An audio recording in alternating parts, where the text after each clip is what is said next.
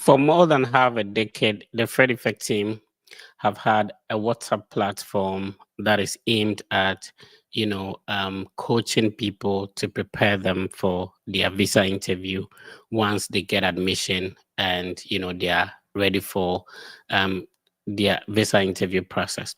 So what happens is that, the team have had people who have had the opportunity to go through the process and also over the years have had experience and the opportunity to assist thousands of people to go through. So almost every year we have like two different groups. The first for spring semester, and then the next will be for fall semester. So again, this year we still have the fall semester group where we are preparing people. We meet every single day. It's crazy, considering the time limitation and all that. We still, for more than half a decade, I've been able to consistently meet every single day to guide people through the process. So this is not just, a service. This is a calling, that we have used this opportunity and the platform we have to change the narrative, to change the process. Initially, when people want to travel abroad, they want to keep it a secret and don't want to tell anybody. However, you need help. People have been through the process. You do not necessarily have to make the same mistakes others made, so seek for help. It's not everybody that you have to tell about your process, but people who can contribute positively to what you're working on. So to join the platform, you just have to send us a direct message on Instagram. And remember, Instagram is the only means to reach the Fred Effect team. We do not have an email, WhatsApp number, anything out there. Just a verified Instagram handle, which has over 21,000 followers. This is the biggest Study Abroad content platform. This is the Study Abroad podcast. If you're new, you're welcome. What we do on the Study Abroad podcast is that people have been through the process you want to go through. People are already studying at the universities you want to study. People have already been through the visa process that you see to be a big deal. So what we do is to invite them on to share their experience, their journey, which schools did they apply to, which scholarships are they enjoying, how did they go about the process, what are some of the struggles they went through, how much they spend on the process, what time limit did they use to even work on the process, so that you can learn from their experience, making yours very easy and smooth for you. My name is the Fred Effect. I have a co-host, Miss Hetty. Hi, Miss Hetty. How you doing? Hi, Fred. I'm doing well. Yourself? You're glowing today. What's the secret? I'm just excited for today's conversation, and it's been a minute since I've been on here, so I'm excited to be back.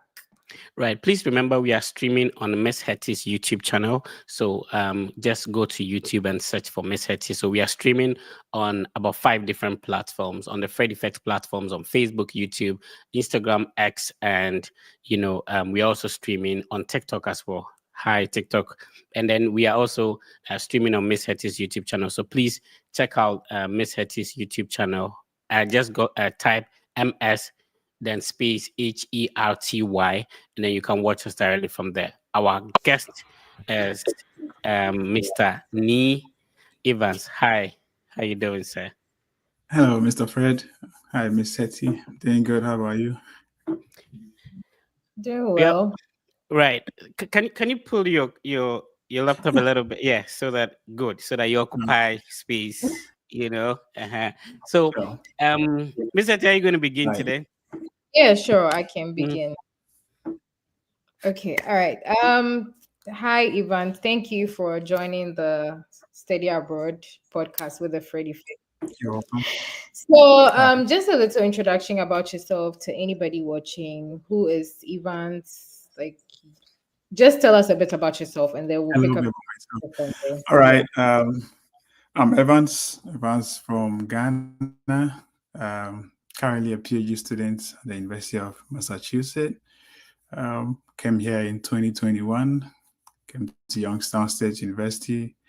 Did masters in economics at the Youngstown State University, and then later did another masters, this time in mathematics. Then currently pursuing PhD. I think that's a lot about myself. If that is enough. Oh yeah, sure. We are going to have a conversation. So as we go, Right. like you give us the information that we Right. need. The way you started, you've already made a job easy, so we can go a bit into your whole study abroad, and then we'll come to the vibes also. So Right. let's first of all start. Why did you choose to study abroad? Hmm. All right, this is a big question. I chose to study abroad for many reasons. First of all, I came across a book when I completed high school. Talked about a little story about a guy and a lady that went to college. One studied very hard, the other one decided to womanize and play around, and then the one that studied hard ended up with first class, had the opportunity to study abroad, and their life was better. So I was like, why can't I, be like this guy that studied hard so that I will also have the opportunity to study abroad. I also realized one thing from most of our ministers in Ghana. I kept on asking one question. Anytime they are sick, they go for medical, care outside. And ask myself, don't we have hospitals in Ghana? Of course, we have hospitals in Ghana, but I suppose there are, better healthcare facilities, available outside. That is why the MPs, the ministers, currently, I think our vice president just came from abroad. She went on medical leave. So that is why they keep on going abroad. And so if these opportunities are available to me, why don't I grab it? Why don't I also try and see if I can get opportunity to also study abroad? In fact, if you compare the um, education facilities, infrastructure available in the US, in other countries to Ghana, maybe we are doing well, but I think we are far behind. And so I decided to study abroad to take advantage of some of these opportunities. Okay, so you mentioned you did a master's in economics and then mathematics Right. and then into a PhD. So let me take you back a bit to your first master's. Okay, Okay. can you like walk us through the process, or even before that? Like, yes, walk us through the process, how you started, if you had any help, your application process, basically. Yes, so I think in the final year in the UCC back in Ghana, one lecturer, mentioned that he's always assisted students to study abroad, and that if you become his TA, it's quite automatic. I didn't know it wasn't true though. That you get opportunity to study abroad. I already mentioned that I had a chance to read a book that talked about one guy that did very well and had opportunity to study abroad. And so I already had this mentality at the back of my mind. And this lecturer mentioned that. So I decided to become a TA because I wanted to get closer to the lecturer, and find out if I can have this opportunity to also stay company. My colleagues were all into, applying outside. So I wasn't really coached, but I'll say that we helped each other, the other TAs available, shared information that were available to them, directed us as to how to go about. We all kind of shared information and helped each other. And that is how I started my whole process. Applied to a lot of schools, but so many, I don't even remember all of them right now since it's been like 6 years now. But yeah, I remember I applied to a lot of schools. And yeah, right now. So that's how the journey started. Okay, so the program you came into the US with was a master's in economics. Right. Okay. So, since you said it's been like years ago, 6 years ago, do you happen to remember like any of the schools that you applied to? Yes, I applied to a lot of schools, honestly. I applied to one school in Canada, I think that is Saskatchewan. I applied to York University in York, UK. I applied to a lot in the US, Michigan State University, Central Michigan University, Bowling Green University, Youngstown State University, um, what else? Oklahoma State University. Yeah, I applied to a lot of schools, a lot. So normally what we do is that because it's a learning platform, we want some people to know some of these universities. So I'll show the website of the university so that people can be writing it down. Right now, people have their notes and all that. So we'll take our time and go through them one after the other. But if you're just tuning in, you're not late. Welcome to the biggest study abroad content platform. We are speaking with Mr. Evans, and he's sharing his study abroad journey with us. So you can also learn from it. So remember that we are not only giving you information, we are also trying to extend a helping hand to you. So if you comment, if you like, if you share, Right. if you subscribe, you automatically contribute to the program, as well as you stand a chance of being selected in our weekly draw, so that the team will assist you for free. So just you know type your questions in the chat. click on the like button, and then you stand a chance of being selected at the end of the session. So keep it coming. All right. So let's talk about the universities, and I'll be sharing them one after the other. So we spoke about Youngstown State. Okay. I think we Evans is having network issues, so hopefully he bounces back. All right. So he actually studied at Youngstown State. Let's see if we can share the screen, Miss Hetty. Um, Okay. trying to do that. Yeah, he said Youngstown State and then Michigan State as well. Okay. Okay. All right. So this is the website of Youngstown State University. It's located in Ohio. I have driven through the school before. And interestingly, the Northern Ohio has this number of schools. So Mhm. Youngstown State University is very close to University of Akron, and then closer to Kent State University, and then it's also closer to Case Western Reserve University if you are going to the northern part of Ohio, and that's where Cleveland State University is. So those schools are around the northern part of Ohio, and then he's currently at University of Massachusetts at Ames, right? Yes.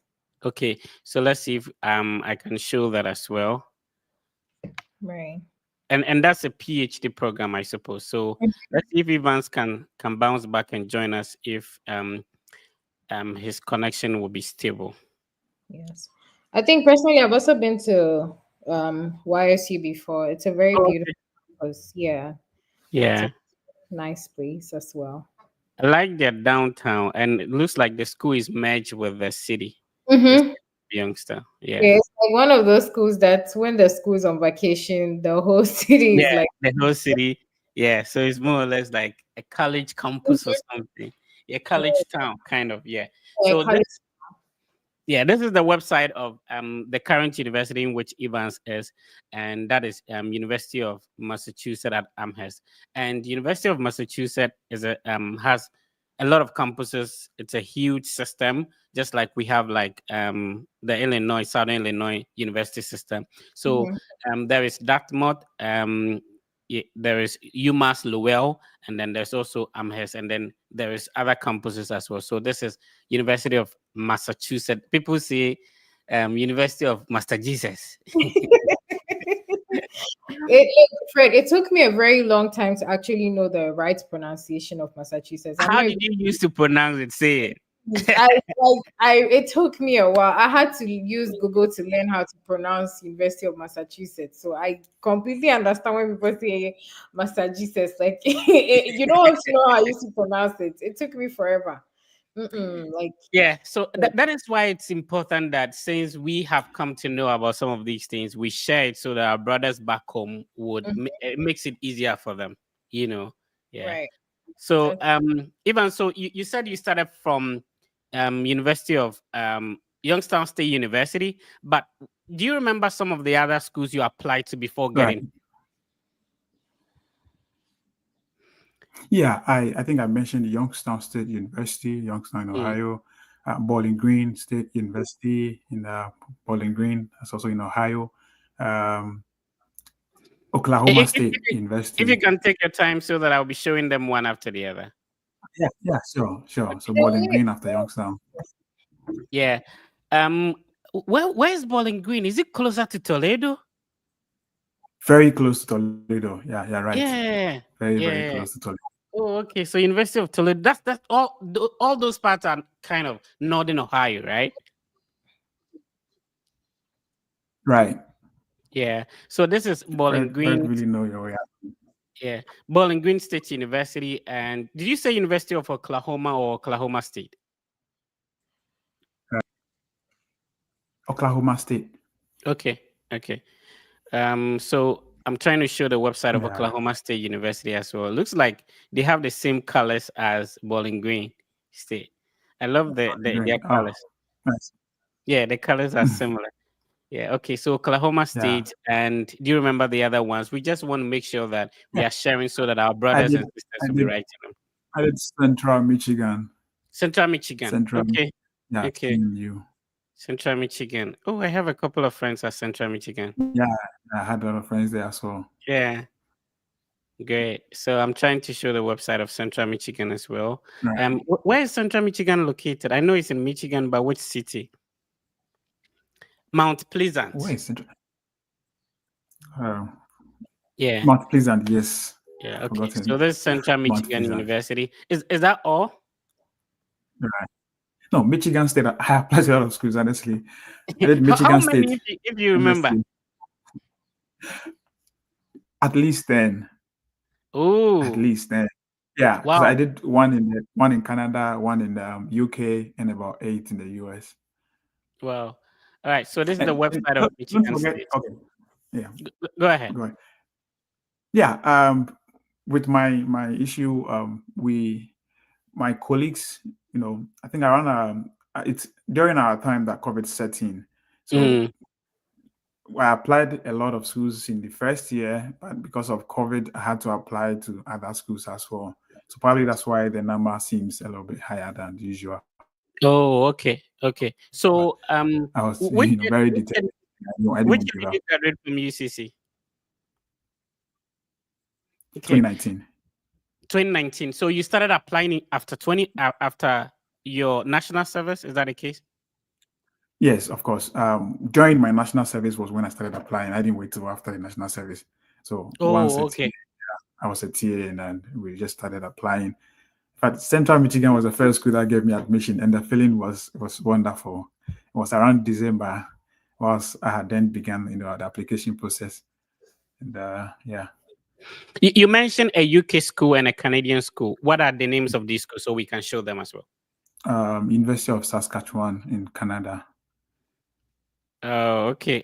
Shout outs to my sister. Her name is it Hajia something. I've forgotten. She will kill Ah, me. Yes. Um, how can you forget your sister's name? it's interesting. I've had her on the podcast before. Aisha. Yeah, her name is Aisha. Oh, okay. Her name is Aisha. Shout outs Oh, to Aisha. okay. I'm sorry. Um, so this is the website of University of Saskatchewan. Like I Saskatchewan. said, sometimes if you're in Bole Bamboy and we don't mention some of the names of these schools, you may not even know they exist. And Right. it's interesting that Google gives you some names based on your location. So there are some schools that will never come up on your feed Right. when you Right. Google them. So on the podcast, when we mention some of these schools, take a pen and a paper, write them down, go to their website, and then be searching for some of these schools so that you can find programs there and apply to them. What about the UK university, bro? York, I think York University is the name. Okay, Yeah, York York University. Wow, University. wow, Okay. okay, yeah, it's in York. York is actually located in Toronto. Yeah, I know the one in Canada. Oh, okay, okay.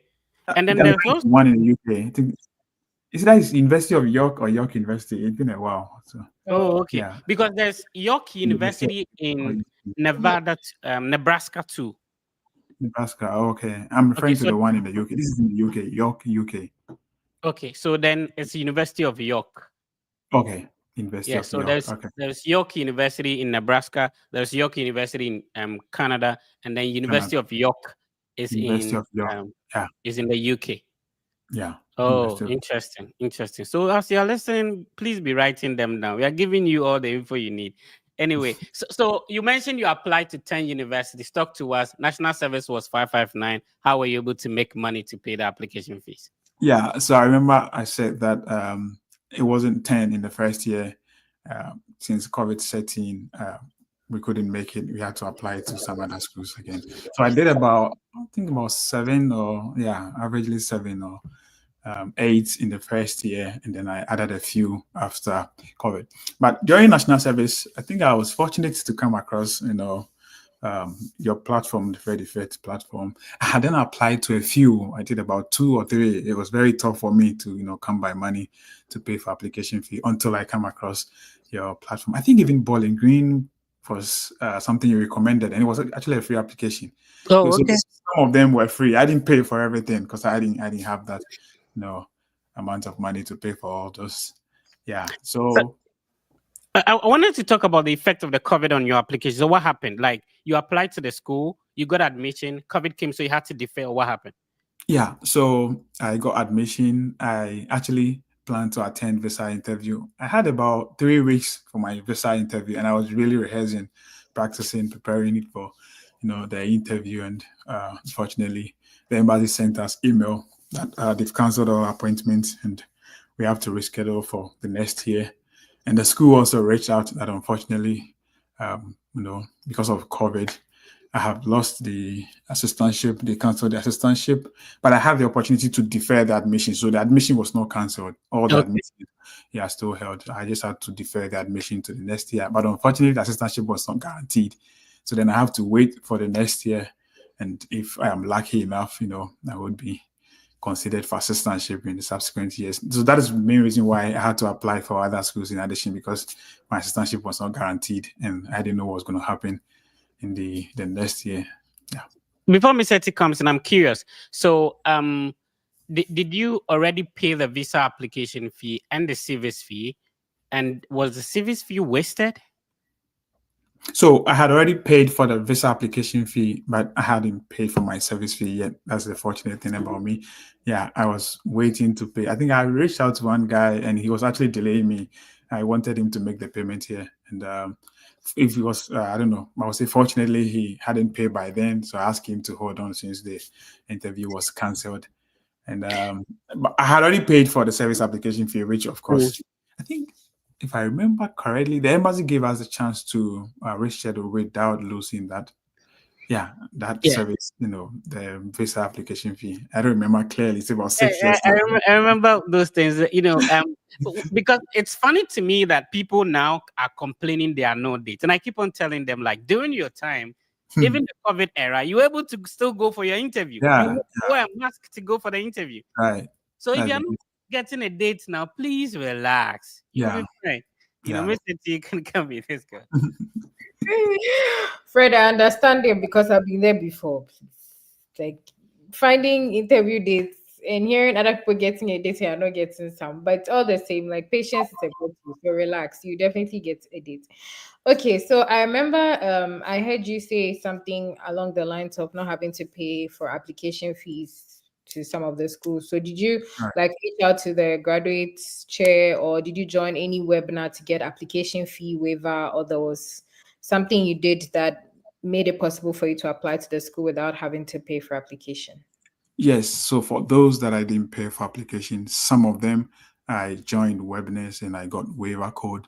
Some were also shared by Fred. So I didn't join any webinar. I was just fortunate to come across Fred who freely shared some of this waiver code. So I just had to enter it during the application process and that was it. Yeah. So some I joined, webinars, others I didn't join. I just tapped from Fred free.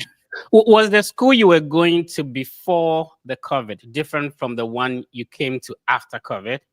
No, fortunately for me, the school I wanted to, because I already planned with Youngstown, I had a few friends here who kept on asking me to come, and I was really, really, going to, make it to Youngstown. I decided not to, even though I got offer from other schools, I still felt like the offer from Youngstown was better than all the offers from the other schools that I got. So I ended up coming to Youngstown, the same school that I was preparing to come the previous year. Yeah.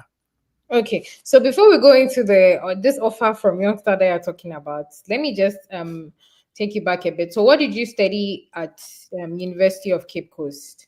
I did economics and mathematics. I majored in economics and minored in mathematics back in UCC. Yeah. And then you came into like Youngstown to do a master's in In economics. economics, yeah. Now, before I talk about Youngstown, do you happen to remember how your visa interview was? Because it was fresh out of COVID, going back into the embassy restrictions here and there. Do you happen to have like a mental picture of how the whole process is and some questions you were asked if you remember any? Yeah, I remember very well. This is it was a very special day in my life, so I don't think I'll forget it very soon. Yeah, I remember I left home very early, about 3 a.m. Went to the embassy. I got there around 5. Yeah, I thought I was the first to get there, but I was surprised to have met a lot of people waiting there around 5 a.m. I was so Yep. surprised. So, a lot of guys there. Oh, So 5 a.m. when the embassy has not opened? Yes, the Fred, embassy was open around 5 Fred. a.m. and there were so many people. I thought I had gone too early and I was even scared about my safety because I don't know how the place would look like around 5 a.m. But there were so many people around the place by 5 a.m. I joined them. I think my interview was at 9. I had a few colleagues who went early around 7:38. I was a little bit worried because I didn't want to miss this opportunity. I really wanted to make it.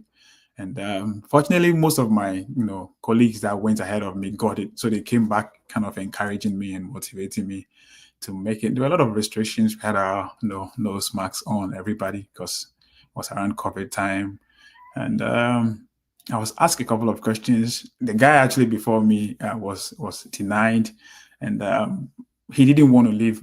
So the woman got a bit intimidated and screamed at him, asked him to leave and ask him to reapply another time. And he kept on insisting when and how he should apply. I don't know. These are obvious questions, but I understand the frustration he was kind of going through. So I really wanted to skip that woman because the way she screamed at the guy asking him to leave. And I don't know. I just felt like I should probably look for somebody else, but she just called for the next person. I was the next person. I was actually looking behind me if the guy behind me would probably go to her, but unfortunately not. I had to go to her.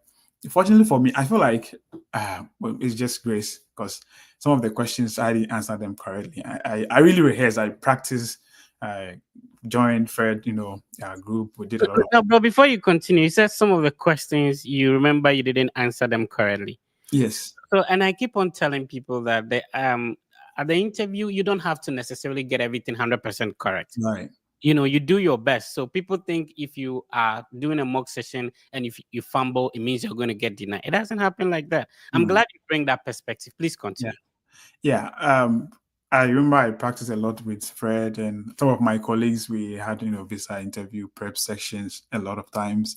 And so in the back of my mind, I knew how I was going to answer every question. I had prepared specific answers for specific questions.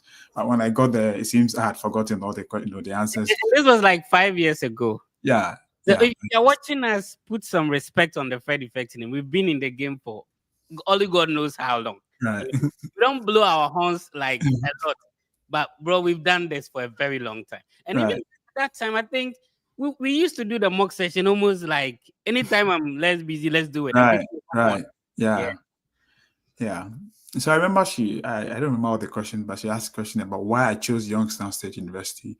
And I was pretty much focused on the program, the fact that the economics program here had some software related courses like SaaS that I can, get hands-on experience. And she paused and asked me the same question again. So I was like, what did I say wrong? Is it that she didn't hear what I said clearly? Maybe I should just slow down a bit, make sure she hears me. And, I decided to repeat the same answers, but this time very slowly and clearly enough. And then she paused me again. I was like, what's going on? They said, did you get other admission from other schools? I said, yes. Did you get scholarship from other schools? I said, yes.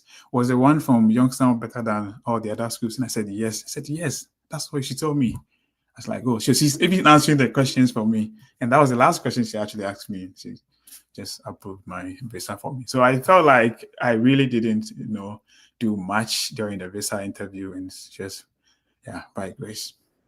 That's actually very good to hear because every time on the mock sessions, like Fred and I keep saying that you need to know what you're about. If you're going to study a particular program in a particular school, you should have a reason for applying to that school and that specific program in the first place. So Right. you having this knowledge and idea about a software that the school uses that will be helpful to you. At least, even if that was not the response she was looking for, you giving her that answer alone shows that you know what you're about and you definitely know what you're going to do in the school that you're going into. Absolutely. Yeah, absolutely. I agree to that.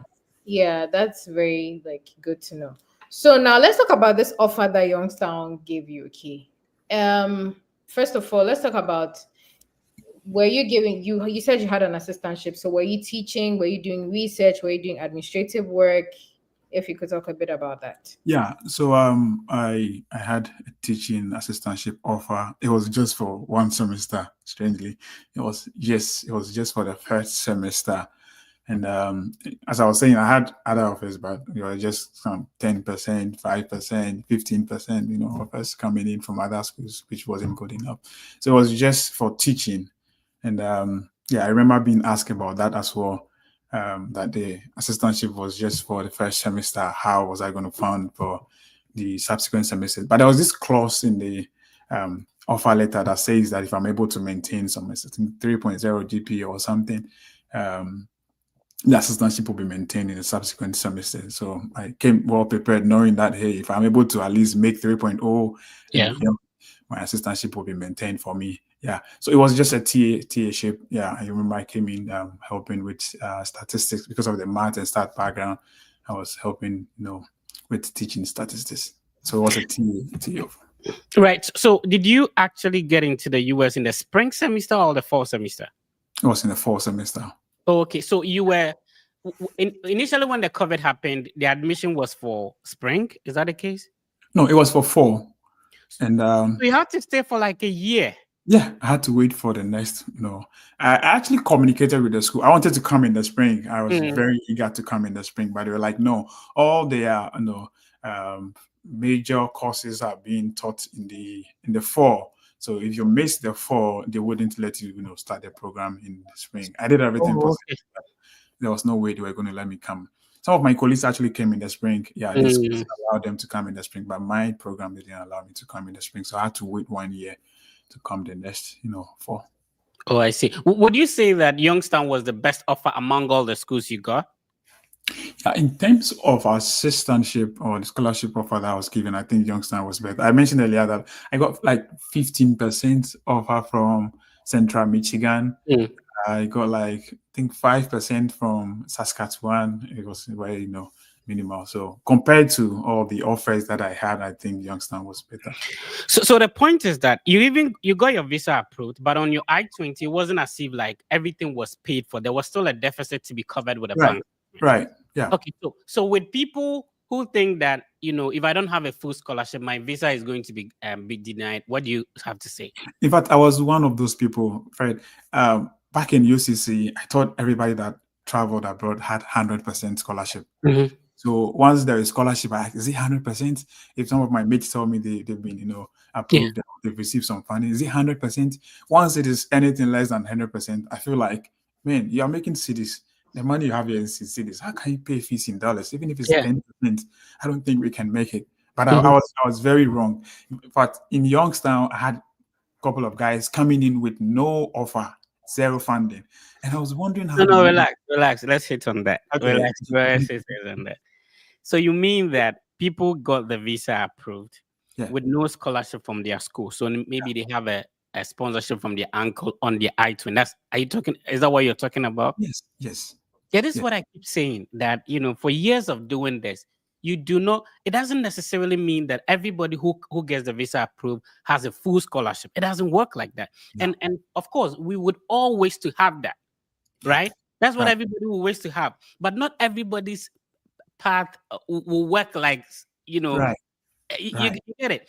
I was very shocked when I got to the embassy, talked to a few guys around, and I realized some of them were there without scholarship. Prior to that, I thought everybody that went to the embassy had a full scholarship. Or it was subsequent that I realized that people even had partial scholarship. When I had the 50% offer, even with the guarantee that if I make 3.0, my offer will be renewed, I was still, a bit reluctant. Out to a few guys. Some were like, it will be very difficult to pay fees. We can't make, it won't be easy for you to make it here. You should find a way to talk to the school if they're able to guarantee the assistantship for you. Probably find out if they can approve that for you before you come. So I was a bit worried. I wasn't too sure because I didn't know how I was going to get the money from my family if I don't get the assistantship in the subsequent. Do you regret going there with the kind of scholarship you went there with? Of course, not at all. Here am I now. How can I regret this? I don't regret at all. So I want to talk straight to somebody listening to me now. Like, the process doesn't work the same for everyone. Miss Hetty, her scholarship was fully covered on her I-20. There's no deficit, not at all. and she got a visa approved. Awesome. This is Evans talking to us, who is doing a PhD now, saying that on the I-20, not everything was covered. If you're listening to us, you see, talk to people who are going to, it's not easy to go through this process to the extent of booking an interview, right? So Right. somebody goes through the process, books an interview, and there's somebody somewhere discouraging you that don't go for the interview because everything on your I-20, it doesn't work like that. Yeah, right. I remember someone told me when I got the I-20, the deficit was like 16,000 and the offer was like 14,000. Mhm. I said, because the deficit is higher. Which means that the deficit that is supposed to be covered with a bank statement was Yeah, higher than the scholarship. right. I And like this. somebody told me because the deficit is higher than the scholarship of 14,000, it will be very difficult to convince the consular that. Look at these words. So And you see, your interview was even easy. it was very easy. It was very It smooth. is The difficult, say. consular Where is didn't the even goal? ask for my bank statement. I didn't have to show my bank statement. Yeah, See, I didn't show bank statement. no, even I like this. I like this. I like this. You know, I know some of these stories because, but it's good you are refreshing my memory about that. And I Right, keep on telling people that, you know, it's possible your story might be different from somebody's story. right. That's true. The deficit was higher, still the bank statement was not asked. And Yeah, then when you came to, you didn't die, you yeah. survived, I survived. you know. And shout outs to you survive and I don't know if you want to talk about it, and you've even brought your wife. Yeah, You of see, course. eh, so you know, everybody's part is different. Miss Eti, you can continue. I'm so Right. happy about this conversation, you know. Okay. So, talking about the funding you had, did you have to write any GRE, GMAT, TOEFL with your course being like a STEM program specifically like Yeah, in that area? yeah. I actually wrote GRE somewhere in December 2019. When I started applying, I realized most of the schools, not every school though, most of the schools I decided to apply to needed the GRE. Econs is quite quantitative. I think it depends on the program. If the program is a lot of, has a lot of quantitative, background, they would probably require GRE. So most of the econs programs that I was interested in after researching and I wanted to apply to require GRE. So I felt like I have to, write it because I would need to submit that to a lot of schools, not just for one school. So I ended up taking GRE in December 2019. Yeah. Okay, so you use the GRE for YSU, like Youngstown Yeah, State yeah. University. I use the GRE for YSU, for Okay. Michigan State, almost for all the schools that require GRE. Even the schools that didn't require GRE, I just added it as an additional support, just in case it makes my application quite competitive. Okay, so let's talk a bit about your assistantship. You said it was just for one semester. Now, there might be somebody in such a similar situation. So, in the continuous semesters, did you apply for any other assistantship to like be able to cover the rest of your tuition? Because funding is really a big deal for international students. Right. So Yeah. my situation was, I don't know. I mentioned earlier that I had the funding for first semester and the second semester was not guaranteed. Fortunately, I had a 4.0 in the first semester. So I thought automatically, the funding was going to be approved for me in the subsequent semester. I was reached out by the program director that because my funding was just for the first semester, I wasn't going to make it for the subsequent semester. So that was late in the fall semester. They just want to make me aware before we start the spring semester, so I would know how to, fund myself. And I was very surprised. So then I went for the offer letter, read the offer letter again, reached out to a few colleagues here on campus, and they talked to me and gave me some directions, some people to talk to in the department, and I did that. And fortunately, within a week or so, I received an email approving the funding for the subsequent semesters. So I didn't have to apply for any on-campus, assistantship or any on-campus job. Or no, I didn't do anything like that. So I was fortunate. The funding was approved for subsequent semesters. I see. Ish 4.0 economics. Ish. Well, that was just the first semester. And That's it's very, what I mean. I'm just saying, like, but that's just to say that if you get an assistantship or a scholarship to come study abroad, please bear in mind that there's a condition to you maintaining that assistantship, which is very important. Because I'm saying this because sometimes people feel like, oh, I have a fully funded scholarship, I have an assistantship, so the entire tuition from my study abroad will be covered. Yes, but it's all contingent on the fact that you maintain a specific GPA. So once you get that offer letter, and I know, like Fred always says this every single day on a mock session, read every single detail on your admission letter, funding Right. letter, and then your I-20 to know Yeah. what you are pending your signature on. Just Yeah. so like when you get into the system, you know you have this information at the back of your head. So as you go and you come each day, you know what you're about and you're very cautious of like your movements and your decision. And honestly, like Evans, your story is very inspiring because like from your visa interview and Mhm. then like to the whole assistantship. So let's talk about stipend wise and standard of living in Youngstown. How were you able to, would you say like what you were receiving as a stipend was okay for you with the standard of living? And then we're going to compare that to where you are at the moment because I know there are two different places and there's a vast difference. But let's Right. let's start with Youngstown, like from your stipend, what you were getting in the standard of living. How was that for you?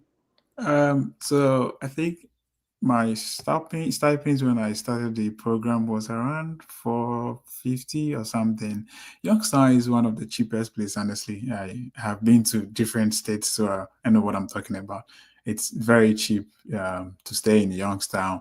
So I didn't really have much issues in Youngstown. Assistantship wasn't that much, but I was fortunate it was increased in the subsequent semester. So it's now averages 500 to I'm not too sure, but yeah, should average 500 this time. And rent is around 350, 400 per month. You can Okay. imagine. Yeah, so it's quite cheap in Youngstown, and groceries are not really that expensive. Expensive. Yeah, I didn't have a car. I didn't have to pay for any insurance by then. I didn't have to buy fuel and all that. So I really didn't have much to spend money on. So I think I was okay. I wasn't saving much, but I was okay. Yeah. All right. So, were you paid bi-weekly or every month? Yeah, yeah, I was paid by weekly. It's every Oh, two. okay. So if you're looking at 800 like a month. Yeah. Oh, okay, okay, okay. And this is you coming from a national service of 559. Is that not so? Right. So normally when people are making the analogy that when you go there you're going to stress, what is the difference? Like Fred effect in Bole Bamboy versus Mhm. Fred effect in Ohio, is it the No, same? no, You it's know, insane. so if you're trying to make the comparison, you talk about the current situation of the individual Right. versus what Yeah. the person is going to receive. 800 every month. If you're paying rent 300 and something, you'll be able to survive, right? Yeah. Oh, I see. So let's talk about the current place you are now. Let's do the comparison. Obviously, these are two different states. Ohio and Massachusetts are not the same. I've lived in Massachusetts and I ran away.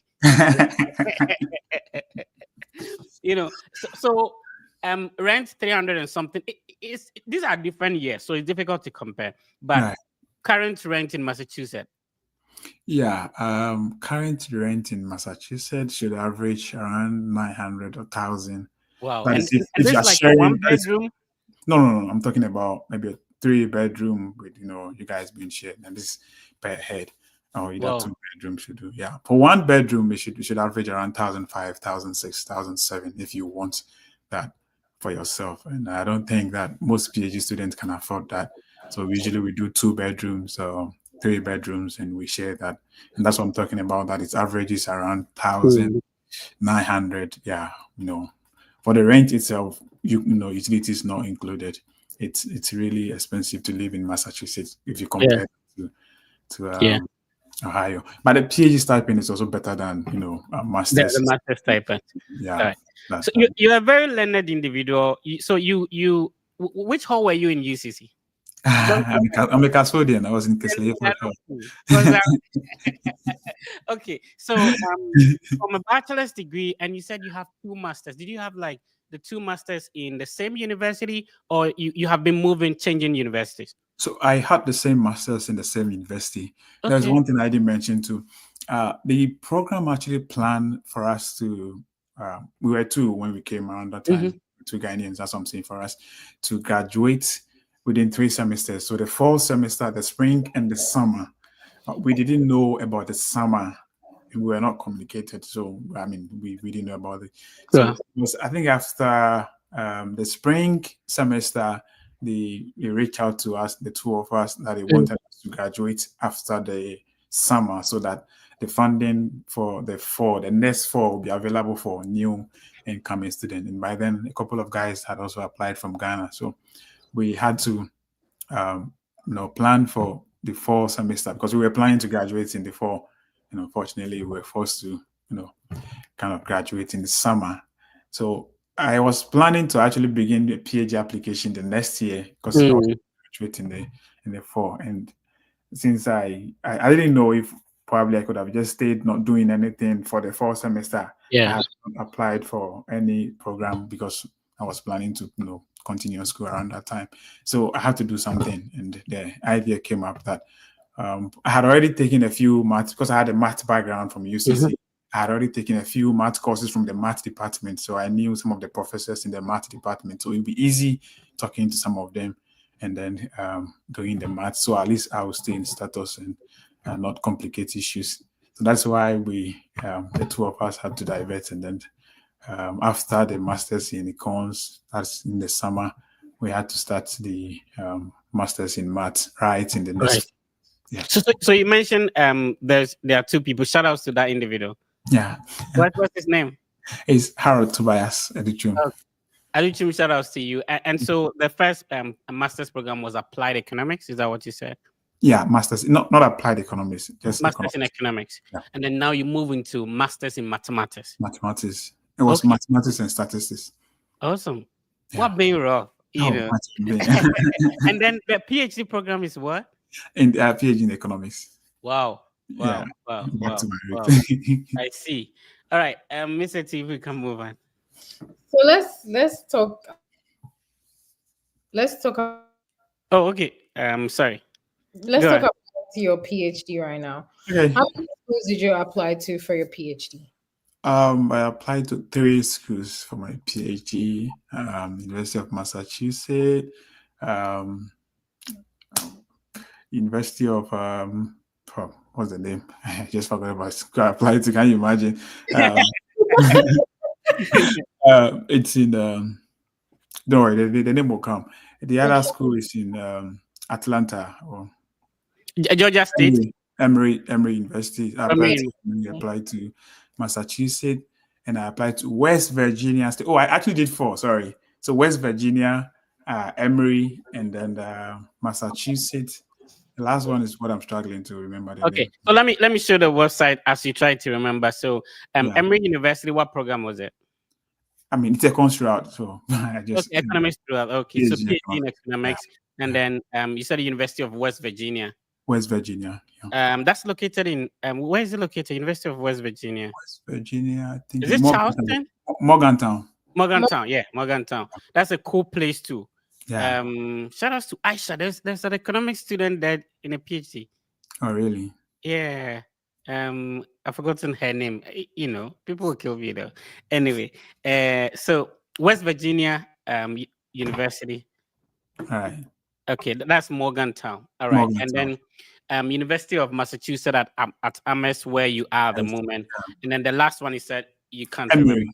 Emory, and I just remembered Cincinnati, University of Cincinnati. Oh, okay. It's a beautiful campus, University of Cincinnati. Oh, you've been there? Yeah, I've been there, bro. Ohio, and Fred effect. I intentionally travel to some of these universities just to go take pictures to look. So normally when I'm talking about it, so Cincinnati, very close to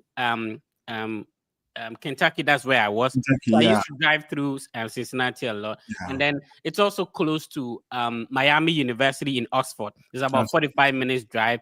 And then there's another University of Dayton. So Dayton is close to Cincinnati and then also close to Miami University. So Oxford and then Cincinnati. And then if you go to Southeast, that's where Ohio University is. So, I've roamed around all those places. So, yeah. University of Cincinnati. So if you are listening, just be writing them down so that you can be applying to them as well. All right. Yeah. So Evans, we now pick some questions and then comment in the chat. Chebafo is watching us on Facebook. He says, please guys, like and share. Okay. Thank you so much. This is Insights for Priscilla. Araba Ansan is watching us on YouTube, and then Cheba for shout outs to you. I really appreciate Emmanuel Cheba for Frimpong with Fred Effect, and then Prince Kofi Kwashi is asking what documents are required for the PhD. Was there no PhD in your previous school? Okay, this is a good question. Evans, you want to respond to this? Yeah, my school had PhDs, but not in economics, and I wasn't interested in those PhDs available. PhD in nursing, PhD in engineering, and other form of PhD. So there wasn't PhD in economics. That is why I have to look elsewhere. Oh, okay. So Yeah. Jamal Michael is saying fellow custodian. So Hey. were you in Casper throughout, or you Yeah, had? I was in Casper. I stayed in Casper for 5 good years. Oh, Yeah, really? I stayed in Casper throughout. Even when you were a TA? Yeah, when I was a TA, Me, I know. we had TA's floor in Casper. So Oh, okay, okay. Me, that's, I know. Say that I like custodians like oh really? that. Shout out to Antri. Antri is watching us on, you know, YouTube, and then Jumo is a custodian. So Jumo Michael, shout out to you. And then let's see if there are any questions for you. Insightful, Jamel, where are you watching us from? Jamel is watching us on Facebook. He said very insightful conversation. Consistency is key. Steven, the 559, I think they've increased it too. Yeah, I think they've increased it to seven. Yeah. Yeah. I still remember I didn't take my last 559. You know, you finished the national service and later on the pay. Yeah. I didn't take the last one. I don't know if Oh, when I go back, you should give it to me. you had then left Ghana? Immediate. I finished my national service in July. Mhm. By August, I left. Oh, I So I see. was working on the process whilst I was in Bole Bamboy for national service. So I did everything, interview. So July 30th or something, I was done with national service. National In service. August, when I made them. I Yeah. So see. that's it. Okay. Lessons learned. Cheba for says try as much as possible to read and understand everything about admission letter funding and I-20. Okay, Right. that's awesome. Okay, Elijah is watching us on Facebook. He says, "Wow, if I had this information earlier, I would have been preparing to leave the country now. Now it's better late than never, you know." So Right. Elijah, it's not a problem at all. It's good you have it now. So Sue Robert is watching us on YouTube. He says, "How do such people, I mean, people without funding, survive when they arrive in the US?" So Sue, based on my experience, a lot of people, a lot of universities, mostly they are reluctant to give the assistantship to international students because they feel like they may probably not get the visa. And some people apply to multiple universities. They go to other universities without informing them. So Mm. for most people, when they get to campus, that's when they get a scholarship. Somebody has a partial scholarship, they get to campus, they get a full scholarship, or no Right. scholarship at all, they get to campus, and that's when they get a scholarship. So Right. that's one option like that. Very informative. Ibrahim, shout out to you, is watching us on Facebook as well. Um, yeah, Sheila, we've been doing this for long, so you put some respect on the name, right? We've been in this game for long. Yeah. You understand? We have grandchildren and all Right. that. That's very true. All right.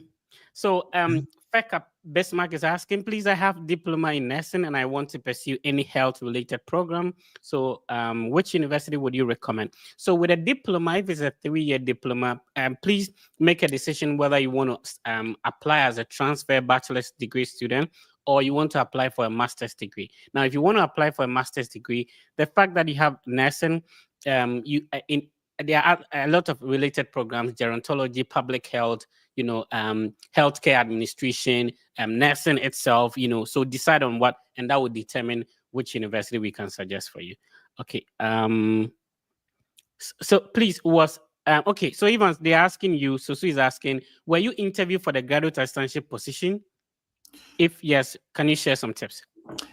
So no, I wasn't interviewed. Let me even explain what happened. Okay. At my time, there wasn't any interview. The department didn't do any interview. But after my time, you remember I mentioned that I couldn't make it in the first year. That was 2019. There wasn't an interview. By 2020, there was interview. So then the next batch that applied to the school were interviewed, and they selected some of them, and they actually decided not to pick any of the previous students that were not interviewed, and they didn't Oh, invite us for any interview too. So Actually, I lost that assistantship, and I was reaching out to one of the professors. By then, he had gone on retirement, so he couldn't really help that much. But he Mm. said because I was really consistent, I was persevering, and I kept on emailing him. He was going to recommend me to the new, department head. So after recommending me, there wasn't need for any interview. So then the department head reached out to me Oh, and okay. for me because I was recommended by the previous department head who had gone on leave retirement. There was no need for any interview. But then the guys I came with, the guy I mentioned his name was actually interviewed. Other colleagues were equally interviewed, but I was fortunate not to be interviewed anyways. Yeah, I think Deborah is attacking me. Deborah is sending us a message on YouTube saying that please try to find time to assist people who have reached out to you to check their SOP. So Deborah, we only respond to messages via Instagram. So if you're messaging somebody on a different platform, because Mm. some people are using our brand name, pictures and images to scam people. Oh, So we really? want to prevent that. So that's why we respond to messages. There are a lot of email addresses created saying the Fred Effect program at Gmail, whatever. That's not our email. So if you're Mm. communicating with somebody over there, I'm sorry about that, but the only way you can reach out to our team is via Instagram. And the Instagram handle is verified. So search for the Fred Effect verification mark, over 21,000 followers, and then you send us a message. So, Deborah, we are trying our best to assist as many people as we can. And we've done that for years. So when I wake up in the morning, I know people are going to message me. So it's not a problem. So Deborah, that's it. And thanks for attacking me in that way. I appreciate that. Fred, I was going to say that I recently uploaded a video on my YouTube about writing a good SOP. So if you need like some tips and cues to come up with a very good one, you can also check out my YouTube channel where I have like a video on how to get an SOP that would grant you that admission you're looking for.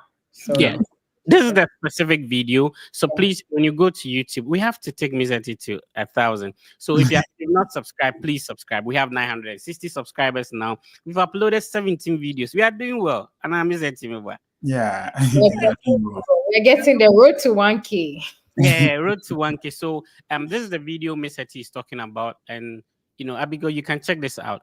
The tips and just in writing a good statement of purpose shared by somebody who's into a PhD. And I wanted to ask Evans about that too. What actually, because somebody who have gotten admission into two different master's degree programs together with the other ones, did you had any denial, any admission denial? Yes, yes, I probably didn't mention that. Oklahoma actually denied me. Oh, they said they don't like you. Yeah, yeah, Oklahoma. In fact, Oklahoma was one of the schools I had then targeted, and and it and was application fee is expensive too. yeah, it's very expensive. Yeah, So I was I'm really not talking down a cloud. I'm sorry, but I'm trying to say that because I know a lot of people who actually went to Oklahoma, and I went through the applications for them. So and when normally people get admission and talk about the good side, they don't talk about the denials they had. Was it the only school that denied you? no, no. Saskatchewan also denied me. MS Economics Saskatchewan. I was denied, so I got two denials: Saskatchewan and Oklahoma. Yeah, Yeah. And sometimes these admission denials are beyond our control. It's not as if we right, did anything wrong. right.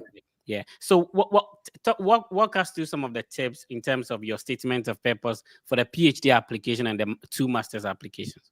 Yeah, so usually with PhD economics, nowadays it's quite quantitative. They will need a lot of quantitative background, and because I had the masters in economics, masters in mathematics as well, supporting, I made sure some of these things were highlighted in my SOP, indicating the fact that I have real analysis background, I have advanced linear algebra backgrounds, and they also look at the economics courses that I've read, previously. I also highlighted the strong micro background that I had in economics, the strong macro background that I had in econometrics as well, because PhD programs are usually focused on research, and good research in economics would need a lot of econometrics background. So I mainly highlighted the strength that I have in quantitative, the strength that I have in economics, and in econometrics as well. And I think I got good recommendation. One thing that I was told by my professor was to make sure that I don't let just anybody recommend me. He says that if you need recommendation, ask the professor if they can give you a good recommendation. That's what my professor told me in Youngstown. So then I have to reach out to professors and I find out if they can give me not just a recommendation, but if they can give me a good recommendation. Because sometimes the professor can say, yes, I'll give you a recommendation, but you don't know what kind of recommendation they're going to give you. So that also made sure that I got professors that were willing to give me good recommendations. And I think, yeah, this has also contributed that much. And I actually had to rewrite GRE. In fact, my GRE had then expired. It was rather unfortunate that GRE had just 5-year period. And I took it in 2019. So by 2024, it has, elapsed. I had to take another GRE. I wasn't really prepared for that, but, Oh wow. I needed that for PhD. So I started and I wrote the GRE again. Yeah. Like taking into consideration everything that you said, right? There are only like two things I can pick from it, which is like consistency and determination. Hmm. Because like for somebody who wants to get into a PhD program, I've already written a GRE and then now it requires that I write it again, but yet you still made that Right, conscious effort to write the GRE. All I can see from your story is like consistency and determination. right, right, right. Like those are the two key takeaways. So if you just joined us, this is the Study Abroad podcast with the Fred Effect team, and we are here with Ivan Snatia, who is sharing his study abroad journey with us. So, Fred, before I move away a little bit from like the whole school process, do you have any questions before like I can transition to vibes?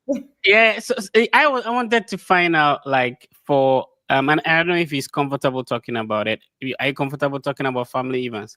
Yeah, sure. Yeah, Okay. so for people, students who want to come study abroad, but they have family, they want to transition with them.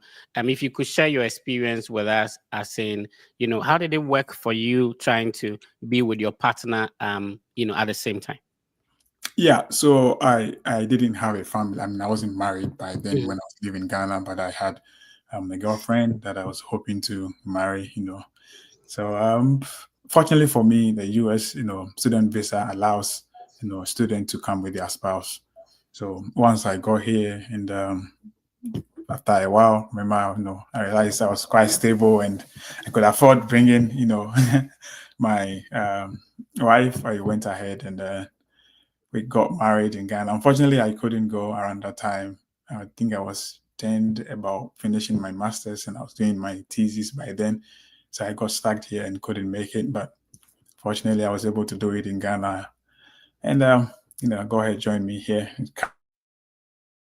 Also studying. So we are both into school now. Yeah. So it's very possible if you have a family and you want to come with your family, or probably you want to come first and maybe let your wife join you. It's very possible. I still know a few guys here that are here with their family, their wives and their children, and yeah, they're doing well. So it's very possible.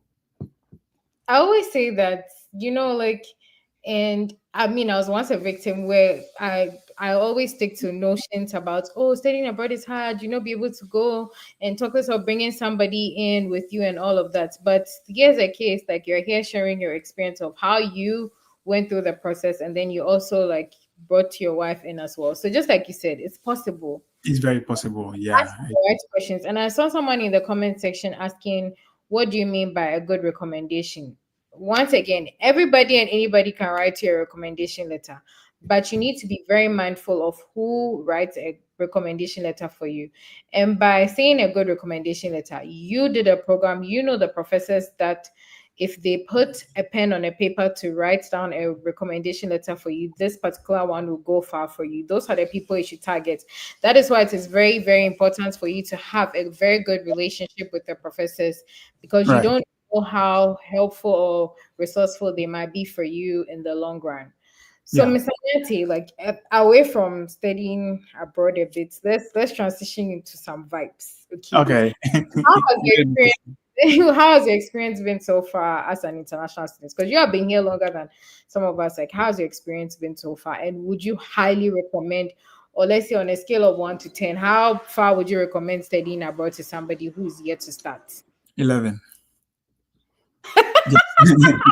I say 11 because like right now you know I mean, you have you have your wife here, so you don't have any stress. Like I mean, I understand because after like class, like lecture, stressful day, stressful week, coming home to some, good peace of mind and like look Right. at the As Fred mentioned, it wasn't easy back in Ghana. I mean, some people are very comfortable in Ghana, so if they don't want to travel, then that's okay. That's fine for them. But some of us, where we are coming from, if I tell you where I'm coming from and what I've been through, even after national service, there wasn't any job. I told you I couldn't make it in 2019, so I had to wait till 2020. And around that time, I didn't really plan to stay in Ghana, so I didn't really know what to do. And I was just assisting the School of Economics in the UCC with data collection. I was getting some small coins. I was still staying with my uncle. And it was very tough. I was still using those coins to apply for schools, outside. So sometimes even getting transport to leave campus back to Kaswa is quite difficult for me. It wasn't really easy. And if I look at myself now, even though I'm still in school, I'm not working yet. I am far better off, honestly, far, far, far better off. Fortunately for me, after my second master's, I had opportunity to work a little bit in OPT. So I was teaching at Youngstown State University as a part-time faculty member and made some coins. Yeah. So if I compare my standard of living now in the UX to back in Ghana, come on, there is vast difference. In fact, I was even fortunate. I didn't mention that. I was fortunate when I was leaving Ghana. There was one guy that was leaving Youngstown to do PhD, and he actually left me a car. I was like, really? I didn't own any car in my lifetime in Ghana. And I just left, came to Youngstown. The first day I stepped my foot here, there was a car ready waiting for me. He just dashed the car to me. He didn't even sell to me. So I had to just, learn how to drive quickly and start owning my own car, driving around campus. Yeah, so I'll say that there has been a vast difference. We watch movies, watch some of these cities, New York, California, San Francisco, Chicago, and I had the opportunity to visit all of them. Like, these are the cities I've been watching on movies, and look at me, I'm here right now, experiencing them hands-on. Met people from different backgrounds, from China, from Bangladesh, Nepal. Yeah, so I think the experience is wonderful, and I would recommend everybody who wants to apply to study abroad to do that and not to give up. So on a scale of 0 to 10, I would say 11. They should give it all their best and push hard for it. I agree with you. So I mean, you mentioned like seeing all these states that you've been seeing in movies and other. Right. And so, like, before I even go to that, you said something that sparked my interest, which is coming to the US and somebody giving you a car free of charge that you didn't even have to pay for. And that makes me think of community, the sense of community when you come. So, if you're applying to a school, look out for, regardless of the country that you're coming from, reach out to Very your nice. office, like, find out if there's a community. Almost every school has like an international office. So Right. they have a community of people from different countries. So you definitely find your people. So yes, it's home away from home. That is why there's an international office to kind of give you that sense of community and sense of belonging. So let's talk a bit about these places that you saw on the TV. Ever since you came into the US, or let me take you back to the first day you landed, okay? Because me, I remember the first day I landed in the US, right? When I was leaving the airport and I was seeing like trees, lands, I was like, "Ah." And even that wasn't even the worst part. When I was going to my school, I was like, "Ah." But I was seeing on TV, I see all these skyscraper Right. buildings. Again now, like me who trees me empty with lands and all these things. This is really the America, or there are some levels of great. Right. How was your first experience landing in the US? If Yeah. you, So I'm sure you definitely remember because nobody will ever forget that great. of course, I remember my I'm first sure you have experience. a picture you took at the airport or the day you landed. Yeah, I actually took a picture at Kotoka, but I didn't take one when I got to the US. I was a little Okay. bit stranded. That's the unfortunate thing. Oh, okay. My phone ran out of the battery and I wasn't able to charge. And there was somebody waiting for me to call so they would pick me up, and I couldn't. I wanted to buy a charger, and the guy actually wanted my US ID before they sold me a charger. I don't know why. So I took my Ghana card. It's like, this is the ID I have on me. Like, what is this? So, he accepted my Ghana card. I subsequently had to use my passport. I had my Mm. passport on me, so I dig into my bag, gave my passport out, and then fortunately they allowed me to buy a charger and iPhone charger to be able to. Oh yeah, no, I'm sorry, I wasn't using iPhone by then. It's a Techno or something. Yeah, Techno charger. Did they Just take me support the US SIM card when you came? no, my Techno. didn't support. At the embassy, I only charged it and used their Wi-Fi through WhatsApp to Mm-hmm. reach out to my colleagues on campus who drove, and then so they actually picked me up very late. Picked me up around 11 p.m. because I Mm-hmm. stayed longer in there. I got here around 9, and I stayed longer because I didn't have a charger. So it took some time to get a Okay. charger. Around 10 p.m. I called and he drove to pick me up by 11 p.m. and took me back home. Yeah, so the phone didn't support the US SIM. I had to get another phone. Unfortunately, I was wondering why. I bought this nice phone from Ghana, but I have to switch to a US phone. And but I think when I got to Philadelphia, my first point of entry was Philadelphia. It was beautiful. I loved the airport and I loved the entire place. But Philadelphia was not my final destination. I have to take another flight from Philadelphia to Pittsburgh in Pennsylvania, and it looks good too. It looks wonderful. I was so happy. But then when the guy picked me up and we were going, we were just driving through some bushes, trees. I was just wondering if we were going to another big city. So I was hoping to see those huge buildings and the skyscrapers that I saw, but I never saw them again. And then we got to one garage and he said, "We've arrived." I'm like, "Are we in Youngstown? Is this Youngstown?" I felt a little bit disappointed. I remember the first time I did a video call with somebody asked me, "Are you sure you're in Abuche?" Because where I was doing the video call from didn't look really nice. But then I mean Youngstown is a village. It's not like those big cities though. Yeah, but after subsequently we went to campus and campus looked good, and the downtown was quite nice and I was so happy. Yeah, so I was disappointed for a little while, but yeah, that wasn't it. I mean, now you transition into a new place, so like this is like you experiencing the American dream that you've been seeing in Right, movies, right? right, right, right. So, what would you say, like, what has been one of your best moments of being an international student in the US? If there was like an event, something, what has been your best moments so far?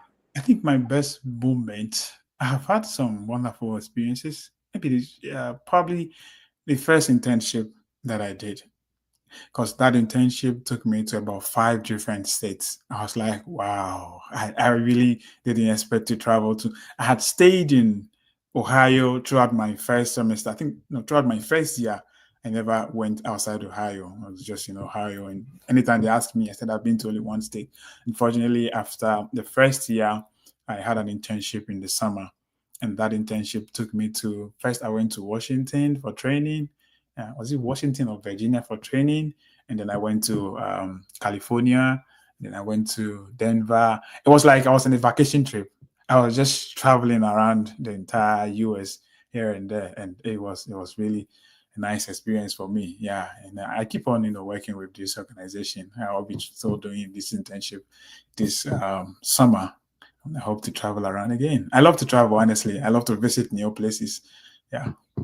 Would you say like you have to travel by air or like driving around since you Like, came? I wasn't driving. If I'm going on a vacation by myself, I would like to probably Mm-hmm. drive, so I'll get to um, experience the places, all the places that I go through myself. But Mm-hmm. this time, I wasn't driving. I was really going by air. Yeah, I was taking Okay. flights. Like I am boarding Trotro in Kaswa. This is something. Yes, I keep on What's saying that. your pass? Oh my god. My humble background, so Mhm. this is not something that I'm used to. I wasn't taking flight in Ghana. It was my first time that I took a flight to the US, and during the summer, I was just taking flight anyhow. It was wonderful. Yeah. Wow. You've been here for like 5 years or more. Have you been back home since you came? I've never been back home. Oh, I always plan to go back, but I don't mhm. know. Maybe I'll go after PhD. Maybe. So what do you miss about your home country? Everything, everything. I have friends in Ghana. I have family in Ghana. The food. There are times that I try as much as possible to cook myself. Mostly, I find the nearest African markets and buy a lot of stuff, even though they're expensive. I manage sometimes to buy from them if I have money. If I don't, I just manage what I have. But if I'm outside and I feel hungry and I want to order, I miss then times in UCC I can easily order banku and tilapia from Sasakawa, and or I can order some jollof rice and chicken. I try as much as possible to manage whatever I have here, but I think I miss the food. I really miss the food. Sometimes I order some Chinese foods, and a few times I'm fortunate and I'm able to eat it. Sometimes it's something else. It doesn't taste good at all, and I have to trash everything that you know I ordered or spent money buying. But yeah, I've missed the friends that I have back home where we play together. I don't know, but I have missed, taking churchill. I don't know why. I feel so. I'm the type that when I pick churchill, I sit at the far back and I'll buy yogurt and meat pie, and I'll be eating in the car. I don't know. Sometimes I feel like I should just find the churchill, go sit at the far back and enjoy some of these, silly things. But then, yeah, those are things that I miss a lot about Ghana. Yeah. I completely agree with you. Like there's no place like home. One, Right. the I personally, for me, I remember my first night in the US was a struggle to sleep because I lived in La Paz. So Hmm. I was used to the noise, like circle, my dinner, and coming to a place, it's so quiet. I'm like, is everybody okay? Is everything okay? So it was a struggle trying to adjust. So it kind of made me miss home. And obviously the food, like you're hungry, you can just go by the roadside and get some kinky and and don't get me wrong, some of these foods are available here in the US, but it will not taste like home. That's the thing because yes, they have the ingredients, but the ingredients that you are used to or your taste buds are Right. used to.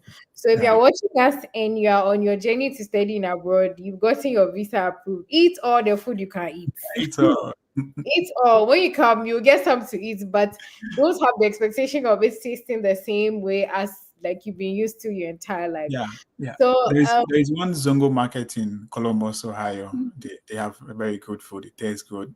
But I live far from Ohio now, in Massachusetts.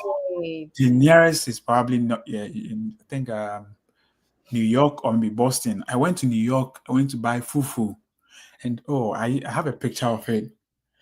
The fufu was something I have never tasted before. I don't know what kind of fufu that is. It Spend a depends month. on where in New York though, because I know there's a Ghanaian restaurant called Papaya in Bronx. They Okay. have like very good Ghanaian food. It tastes very close to home.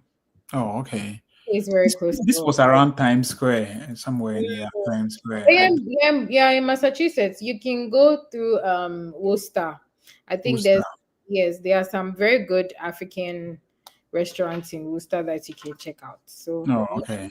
should try those places too. But even Worcester is still a little bit far. Worcester is close to 2 hours drive, or maybe 1 hour, 30 minutes drive. So unless you're driving there yourself, if you miss, you want to order anything online, it's not possible. You don't get anybody to deliver from that far. And That distance. So let's like circle it back to studying abroad and knowing what you know now and going hmm. back to how you started your process. Is there anything you would have wished to have done different as compared to the information you know now?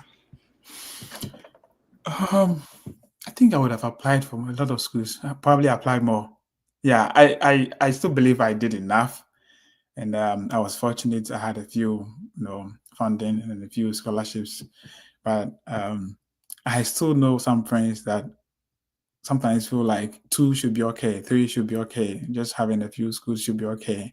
And I still feel like I'm fortunate to have met Fred, earlier on because I was just applying to about 4 or 5 schools, maybe four. I'm not even sure, probably three or two. But when I met, Fred, and he was giving all these waivers, encouraging people to apply, I'm like, if these are free, why not, applying more? So I feel like if probably I had gone back to when I was applying, the only thing I would do more was to look for more schools and apply more. Maybe not just focus on only economics, also look for other opportunities. I'm the type that as first, Fred asked me, I told you during the PhD application, I applied to only economics, because I have economics background. My mind is just focused on economics, and all the schools I applied to, I applied for only economics programs. Yeah, I don't think I still feel like maybe I should have opened up a little bit. Maybe I should have tried other programs which might also have opportunities available for me. Sometimes you're not getting funding from economics. There could be funding in other programs. Recently, one guy came with criminal justice and he had full scholarship, full funding, and he's very happy doing it. But this is something that never occurred to me. I never thought of it. All I knew is I have economics background. I want economics. So maybe yes, I would have looked for other opportunities, applied to more schools, and then look for other programs as well. That would sound interesting to me. Interestingly, you mentioned that you applied to Youngstown for free. Is that the case? No, Mm. I paid for Youngstown, Mhm. but I think Bowling Green was one of the schools that you recommended that I applied for free. Oh, okay, okay, I see. And in terms of the things that you had wish you known before applying, um, when it comes to people back home right now, Hmm. what advice would you have for people who probably are limiting themselves to only the economics that you spoke about? So if somebody is having the background you have, based on your experience, what are some of the related programs they can target? There are lots of opportunities actually here in the US. In fact, a lot of PhD programs do not even limit to your background. It's Mhm. just about the interest that you have, your willingness to do the program and qualification. So I would say that if you have economics and math background, just like myself, there are lots of IT related courses currently. Most of my colleagues that finished school here in the US with economics backgrounds, some of them, a lot of them, has now diverted into IT right now, computer science and data analytics, which are available in the US. Mathematics, I did econs in mathematics, so there's econs background, there's mathematics courses available. There is statistics, a lot of statistics. In fact, there is statistics and health related masters, a lot of them available right now, and these are programs that had a lot of funding available to students that people can also look into. So if you have a statistics, econs and math background, you might want to look into econs, look into statistics, look into IT, look into data analytics. In fact, data analytics, a lot of my friends are working with companies based on the data analytics background that they have, and not really with economics certificates that they do have. So don't limit yourself to only economics, thinking that you have the economics background, so that is what you want to do. You might just want to explore some of these opportunities. Yeah, awesome. You might want to explore some of these opportunities. If you just tuned in, remember you're not late. We are still live on the biggest study abroad content platform. My guest, our guest is Mr. Evans Nee, and then my co-host is Miss Hetty. Miss Hetty has a YouTube channel that I want you to subscribe to. So if you go to YouTube, just search for MSHERTY, and then you subscribe. There's a whole lot of informative content on this platform, and then you can learn from them. So she spoke about her history starting the study abroad process. Remember that Miss Hetty is a big deal. She had a full scholarship Full with no scholarship. deficit, no bank statement required for. Wow. Yeah, it's a bit challenging to have that. All So right. to get an I-20, which required not even a $1 bank statement. That's Mm, huge. So yeah. she has a lot of information on her channel that you can benefit from, and then the ideas you need to go about your process. So, Miss Eti, talk to us about your channel a little bit. Okay, so just like you mentioned, I basically share my experience and then also speak to other people who have been through the same process and who have through different routes to also share their opportunities. And then I also like basically talk about life as an international student here in the US, things I wish I had known before coming, and then some experiences. And also, I elaborate more on some preconceived notions about studying abroad, upon which I got to know like they weren't true. And it was just mainly based on people's experiences because I made the move for myself and experienced it and went through the process as well. So, yeah, kindly subscribe. Thank Okay, you. so this question keeps coming up. Let's address it. Fred, kindly help us with some guidelines on how to get available appointment date since there are no dates at the moment. So, thank you very much for asking, Emmanuel Latte. Emmanuel, what happens is that we are speaking with Evans, who mentioned that even the COVID era where they were supposed to use masks, the embassy closed down. Yet there were appointments available for even spring for Yeah. people to come, right? So Yeah. if you currently your program is starting in August and then you have paid for the MRV or the visa application fee, you visit the AVIT portal. There's no date for you to select. There's no need to panic at all. That is not a problem. Please focus on completing your DS 160 and start to join mock sessions to prepare for your visa interviews. Guess what? Last 2 years, last 3 years, last 4 years, there was a similar issue. All right. Definitely, you will get a date. Yeah. Normally, there will be a time that the embassy will release a lot of dates that All right. you can get a date the next day, and you may not be ready or prepared to go to the interview. Focus on the preparation. Do not worry yourself about I'm not getting a date. There's always going to be dates available. So if your program is starting in August, remember, even if you get your visa approved, now, as I speak with you, we have a separate platform. Miss Etty knows about that. That people have gotten their visas approved. They cannot come until 30 days to the start of your program, All right? right. So if you are with if you this is your first time you're encountering such a situation, it might be like a big deal. Oh, why have I paid the MRV fee? Please relax. Be patient with the process. It's a process. It cannot be rushed. You understand? So if you get a date tomorrow, would you be able to go? That's the question. You're not prepared. Take your time, join mock sessions where people, when they see dates available, they post it. Will be relaxed in this process. There's no need to panic. There's no need to rush. Now, the good thing is that if you're Ghanaian, you can go to another country for your interview. So people go to Sierra Leone, Ivory Coast, Togo, and the Togo portal is different from the Avid portal. Burkina, people go to Eswatini, Madagascar, even Dubai, Liberia, people go there for visa interview. So if you can afford it, obviously it's going to be more expensive going to another country compared to going to Ghana. But if you can afford to go to another country, please do that. That's also another option. But I will highly encourage you to be patient. You'll be fine.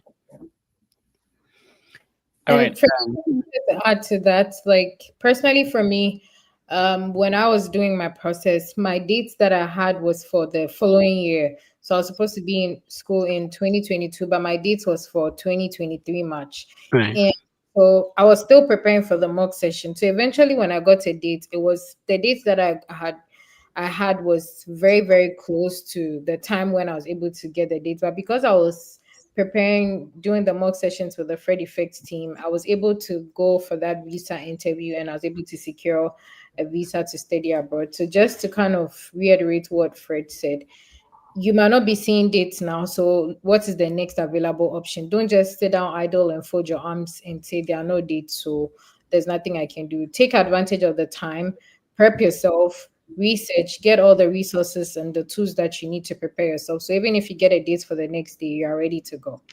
And a quick advice to everyone. So normally when dates become available, maybe your program is starting in August, but the dates you see on the calendar might be December. Just like Miss Eti is saying, please select that date. The reason you need to select the date that is unfavorable is because it is when you select a date that the system gives you an opportunity to put in what we call an emergency request or expedited appointment. So All even right. if the date is in next year, maybe January, no problem. Select what that date. Then the good thing is that earlier, the embassy has changed their portal from the US travel docs to the AVITS portal. Earlier, you had only one opportunity to schedule for an emergency. If you apply for it and they deny, that's all. But now, if they deny your emergency request, you still have an opportunity to put in another one. Oh, Right? really? I didn't know about that. Yeah, things have changed. You see, things have even improved. Right. No, ebimuka and one net didn't change by survive. So Ivan's time, it was even much difficult. Yeah, it was much difficult by then. Mary, Mary Ann, she paid for like 2, 3 times, 4 times MRV fee because she wanted to put in another emergency request. This time around, even if your emergency is denied, you can still do it again. And when you're putting in the emergency request, just keep the message simple. Some people will type their name. Remember, it's the Avid portal. Your name is already there. They will Yeah. type their age. Your age is already there. You understand? So there's certain information you don't worry yourself. Make sure you pay the service fee and then you add it to your I-20, upload it to the portal. The message is simple. I am, Evans. My program is supposed to start in August days, but the date I have is in December. Kindly, give me an opportunity to request for an expedited appointment or to reschedule my appointment. Keep it simple. And when it is approved, you'll be able to get a closer date. Even if it is rejected, you still have 4 chances to reschedule. It has never been like this, where you pay for visa application fee and then you can reschedule 5 times or 4 times. You Right. understand? So this time around, it's even easier. So please relax. You'll be fine. Even I don't know how many minutes you still have for us, but shout out to over 1,000 people tuning in across our various platforms watching us. Data is expensive in our home country, right? Yeah. So if you have 1,000 people tuning in to watch you, means that we are really providing value. All right. That's true. Evans, how many minutes do you still have for us? Um, I don't know. I'm available. Let's do it. Okay, Yes, so guys. Daniel Kofi Siao is saying, this is very informative. Thank you. Ibrahim Rufaya, if I got it right. Shout out to you watching us on Facebook, The Fred Effect. Prince said, any podcast with The Fred Effect is great, informative, and insightful. Thank you so much, Prince, watching us on YouTube. And then, my name is Chris. I want to know if my final year thesis project or defense can be considered as research experience for my graduate admission. Evans, what do you think? Yeah, I think so. Usually, if you want to apply for masters or PhD, sometimes it's not every school though. Some will, wouldn't really mind if you have a research experience, but some do also care find out if you have done any research at all. And some might even want you to present that to them. Sometimes they do an interview, they ask you questions about that. And so I would say that once you have a research experience, even if the school doesn't ask for it, you can add that as the extra document that you have. That's probably might make your application quite competitive. Yeah. Oh, okay. Uh, okay. Let's see. Red One. I don't know if I got the name right. Please, is taking an Empower loan to fully fund your program a red flag for your interview? Evans, what do you think? Well, this Empower loan, I think at our time there wasn't anything like that. So most Yeah. of our colleagues didn't really. It was subsequently that I started hearing about Empower loans. But I know a lot of guys come from China, Vietnam, and Bangladesh with loans. I don't know. Yeah, I don't know the regulations about the Empower loans though, but I know a lot of people come with loans. So if getting the loan can help improve your chances of coming to the US, I'll say go for it. Kelly I has was, a direct. Okay, go ahead. Go ahead, Miss Eti. I was going to speak a bit to the Empower loan. Mm. I think where we come from, whenever we hear loan, like not saying like we are panicking and all of that. Yeah. So it's personally, I would say it's not a red flag to your visa interview. Again, your visa Cool. interview is about how well you are prepared, how well you are prepared for your visa interview. It's about how much work and research you have put in place for your visa interview. So at the end of the day, if you have an Empower loan, people have Empower loans and have gotten approved. It's been done before. I personally have prep people who have gone for their visa interviews with Empower loan and have made it through the visa interview and have arrived here in the US to study Mm. abroad. So it's not a red flag.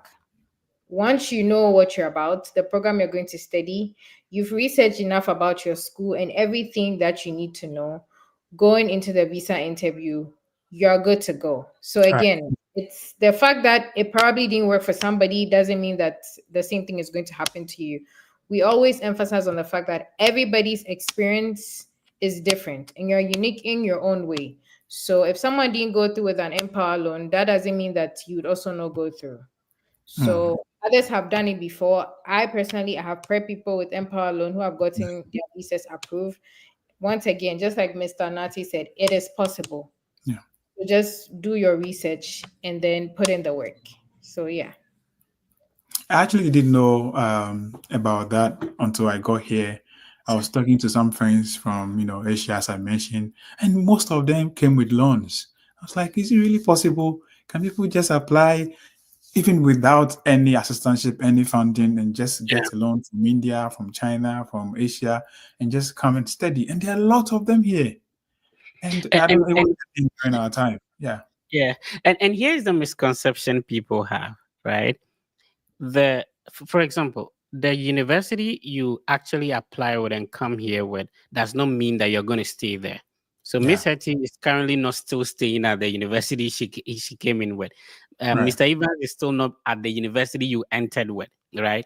Same Yeah. thing applies to me. So when people get the Empower loan approved, they get their visa approved. It doesn't necessarily mean that when they get into the country, they are going to finance specifically from the Empower loan. Now, listen, when people get their loan approved and they get their visa, sometimes you get to campus, you get assistantship. It Right. doesn't. So the idea that when I apply for the Empower loan, I'm compulsory going to pay interest on it and stuff like that. It doesn't happen. You can get here and decide not to use it. Please, You, yeah. you get a point. So some people get in, and fortunately for them, they get an assistantship or partial whatever, and now they throw away the loan they applied for, and now Yeah. they are being fully funded. You see, this process does not work like a straight line for everybody. Things can change along the line. So basically, that's it. Thank you for responding. Oh, I thought somebody had requested, so I was going to approve it. So if you just requested to join us to ask your questions, please request again. I will approve it, and then you can come in. All right, Mr. T, you have more questions? For Mr. Nati, Fred, I asked Mr. Nati how, on a scale of 1 to 10, what would he rate studying abroad to anybody watching him today? Yeah, I And was listening. he said 11. And I asked him for 11 because he's been able to bring his partner. So like after a stressful week of having classes back to You back, he's know, able to go with some good like home cooked meal and all of that. Right. Right. Of course. That makes a lot of difference. Yeah. I You agree to see, that. and I was saying that to anyone watching us, all of us have been through the process. So it's not any different. And we are not just sitting here and fabricating stories. Right. yeah, Fred himself has been through the process and he's like taken through the process just like myself and then Mr. Nati here. And we are all here to like let you know like it is possible Right. that so long as you're watching us today talking about our experience and how we went through the process, it is possible. And I'm saying this because I saw a comment from somebody saying, oh, Mr. Fred, the process is not easy. We started, but then it's not easy. Now it's getting hard. I feel like it's the mindset. Okay. And if you listen to Mr. Nati's story, and I took two things out of it: determination and consistency. He got his admission, but COVID happened. But guess what? He still didn't give up. He still put in the work, prepared himself, and waited a whole year and went through the process. So once you are determined, and it's just like you setting a goal to do something, once you put your mind to it, you can do it. So Sure. please, it's not hard. Start now. Don't wait till somebody comes to tell you has worked for me. You are seeing us today, so use us as the perfect example to push Right. yourself and begin that journey now. Absolutely.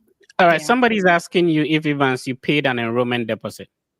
No, I didn't make any. No, I think I've had a few friends mention this a couple of times, mostly to the private universities. Yeah. They require them. All the schools I applied to around that time were public universities. So unfortunately for me, I didn't have to pay anything like that. In fact, I didn't even have money. Honestly, I didn't have much. I'm not sure I could have, and I've been able to pay from Ghana. I don't think I would have been able to. Would you be able to estimate how much you spend on the process? You spoke about writing GRE, paying some application fees. Would you be able to remember, like in CDs, how much was it? The Let's GRE take was away the around. plane ticket. Let's take away the flight ticket. You Mm. started the process, application fees and stuff like that. How much do you think you spent? So I did it in 2 years, but Mm. including the GRE, it won't be less than 7,000.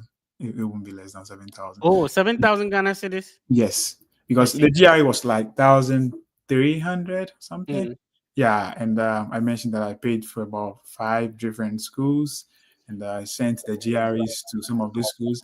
And I think around that time, I didn't really know some of the schools could easily accept even the soft copy of the transcript. So I actually mailed the transcript. I sent them to the schools, paid over 300 Ghana cedis for each transcript that I sent to the schools. I was Yeah, yeah. glad to make sure everything was done. So I think that, yeah, averagely, probably 7,000 should be it All for right. everything in all the schools that I applied to. Benedict, unmute your microphone, talk to Evans. Or you want to talk to Miss Eti? The guys, they come on because Miss Eti. Benedict, do you want to talk to us, myself and Evans, or you want to talk to Miss Eti? Yes, I want to talk to all of you. Okay, talk to all of Okay. us. Okay, thank you very much for the opportunity. So, I want to find out. I also studied economics in University of Ghana with 2.85 GPA. But I didn't take econometrics and then applied mathematics and statistics. And I want to do masters in economics. So I want to find out if it is possible and how best we can go about it. Evans, you want to respond to that? Yeah, I think it's very possible. There are a lot of videos that Fred did some time ago that mentioned that there are not just one thing that a school focus on or schools look like. I think that most of the schools probably would want to look at other stuffs or other qualifications that you have. You can also think about writing GRE if you want to show your quantitative, skills, even though you don't have the math background. So if you want to probably prepare for GRE, if you want to, you can probably take GRE. GRE has quantitative aspect. You just have to work on it. And if you do well, you can prove that you have the quantitative. If the school is really well focused on your quantitative skills, you can use the GRE to show that indeed you are good quantitatively. I don't think it's every school available there that wants to look at your quantitative background. There are a lot of economics programs that are even focused on. There are financial economics courses or programs that are focused on your financial background. I don't know what are the courses that you've read when doing your economics. So you might probably want to focus on the courses that you've taken in economics and the schools that you're applying to, what the school focuses on. There are some economics courses that are purely quantitative. There are econometrics, economic courses that you might not be interested in. So you might just want to look at your background, what you have the qualification in, and then focus much on there. But if you want to do more quantitative economic courses, I would say that look at GRE. Probably if you want to sit and write GRE with a little bit push in the quantitative aspect in GRE, that would give you the qualification needed. And you might not need the math background on your transcript to prove that indeed you are good at maths. I don't know if Fred has a lot to add to that. No, I think you've answered it correctly. So, yeah, Benedict, thank you for joining us. Let's talk to PSC. Hi, PSC, how you doing? I'm good, Mr. Fred. And what about you? Yeah, I'm okay. Thank you for asking, sir. Please talk to Yeah, us. yeah. Please, Mr. Fred. The other day, I got the opportunity to be selected, and I Wh- sent you a message in the Instagram, but you Which are means that I've already responded to your Instagram message. So all you need to do is to follow the directions we gave you, and we take it from there. Okay, PSC, thank you for joining us. Let's see if we can respond to more questions in the comments, and then we ended. We've done like close to 2 hours now, so we have to leave Evans so that he can go to the wife. Um, Evans, any last words to anybody who tuned in today? Yeah, I think as Hetty mentioned, you have to be consistent with what you do. A lot of guys reach out to me when they realize I've traveled outside, and they are so eager to join me here, and I'm willing to help too. Why not? But you start the process with them, and you don't hear from them again. When they Yeah, realize it is not as if you just get up and you apply and you get to the US. No, for some, they are fortunate enough once they start. Maybe the first school you apply to, if you are fortunate, it happens for you. You get admission, and you know it goes through for you. Some people too have to probably apply to a lot of schools. I have friends that went for the interview a couple of times, first time, second time, third time before they make it. So the story is not the same for everybody. The fact that it hasn't worked out yet doesn't mean it will never work out. You have to persevere. You have to be consistent with whatever you're doing. I mentioned that I have to keep on emailing the previous program director who had gone on retirement. I kept on emailing him until later. In fact, when I came here, he one day came to the department. He saw me and called me by my name, and I was so surprised. I didn't know who he was. He said, "You don't know me? This is me, Ibenge Yusuf." I'm like, "Oh, I remember all the emails." He said, "Yes, I remember all the emails. That is why I recommended you." So it was because I was consistent, I was persevering. I kept on emailing him and talking to him. All I kept on calling his phone number. He later had to recommend me, tell them how I persevered and how I'm determined. And he could see that if they give me opportunity, I will make it. Yeah, so we shouldn't give up. It doesn't matter how difficult it is, and know that if you really want to do this, you need to probably spend some time.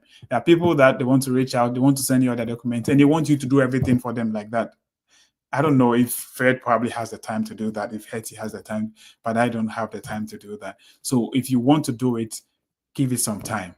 Give it some time. You can't just, use just 1 hour to look for school, apply for the school at the same time, get admission, and then finish everything within 1 hour and, travel abroad. No, give it some time and add the God factor. I know that I just didn't make it here by myself. I think God had a big role to play in this. So add some prayers and with the guidance of Freddie Fett and all the wonderful people that he brings on board, the directives, you would make it. Yeah, that's all I want to say to your followers. All right, awesome. Thank you. It's been a great session. We really appreciate it. We had over 1,150 people tuning in live. Wow. And considering that it's expensive, data is expensive back home, we really appreciate that. Thank you so much. It's been insightful. It's been encouraging, and I really appreciate the opportunity to know you. And thank you so much for coming through. Thank you for having me too, and I want to also use this opportunity to thank you too. You have been very helpful. I know a lot of people a lot of my friends that you personally helped, and they are here, and they are eternally grateful to you. They always mention you to me. We keep on praying that God will expand your territories and use you to bless, a lot of people coming from Africa. Actually, thank Amen. you. Amen. Thank I'm you, praying for an opportunity to meet you in person. Yeah, I so too. I've been looking forward to that. I don't know when we're gonna meet, but we have to. Well, I'm sure we'll meet someday. I actually Definitely. came to Kentucky to drop a friend. Oh, really? Yeah, I came to Kentucky. That was somewhere. I left Kentucky like 2 years. I've been Oh, roaming. really? Yeah, I've been to a couple of places. Oh, okay. I've been roaming around. So I left Kentucky long ago. Oh, okay. Yeah. Oh, All okay. right. Nice, nice, nice having you Yeah, on, Mr. Evans. yeah. I'll keep in touch. Hopefully, we'll meet one day. Definitely. Thank you so much. So Miss Hetty, final words to our viewers, and then we draw the curtains. Right. I'll just say thank you to everybody who tuned in today. I hope you learned one or two things, and don't wait till someone else comes to tell you to start the process. After this video, go start your study abroad process now and give yourself grace. Persevere, remain consistent, and be determined to the end, and you shall see yourself successful. Awesome. So please try and subscribe to Miss Hetty's YouTube channel. Go to YouTube, search for Herty,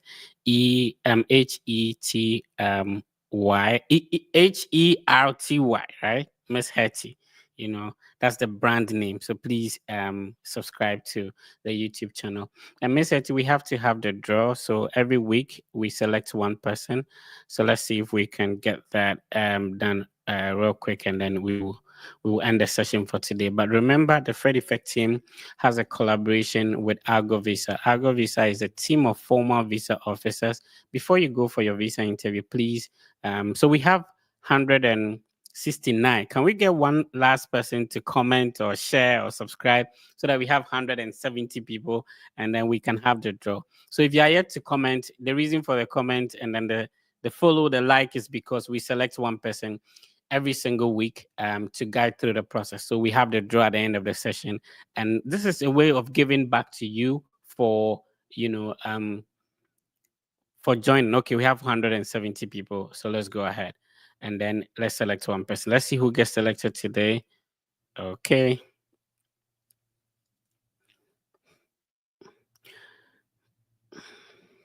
Oh, Manuel, J. Shout outs to Manuel. So Manuel, you're lucky to be selected for this week. What you have to do is to send us a direct message on Instagram. Our Instagram handle is verified, and it has over 21,000 followers on Instagram. So congrats to Manuel. If you can type congrats to Manuel in it. So all right, Miss Eti, we'll continue on next week.